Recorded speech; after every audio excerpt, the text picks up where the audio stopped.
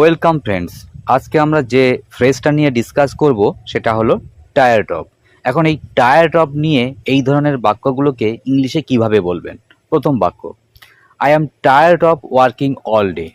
আমি সারাদিন কাজ করে ক্লান্ত। Number two, she is tired of listening to the same story. সে একই গল্প শুনতে শুনতে বিরক্ত। They are tired of fighting everyday. তারা প্রতিদিন ঝগড়া করতে করতে ক্লান্ত। Number four, we are tired of eating junk food. আমরা জাঙ্ক ফুড খেতে খেতে বিরক্ত। Number five, he is tired of living in the same place. সে একই জায়গায় বাস করতে করতে বিরক্ত।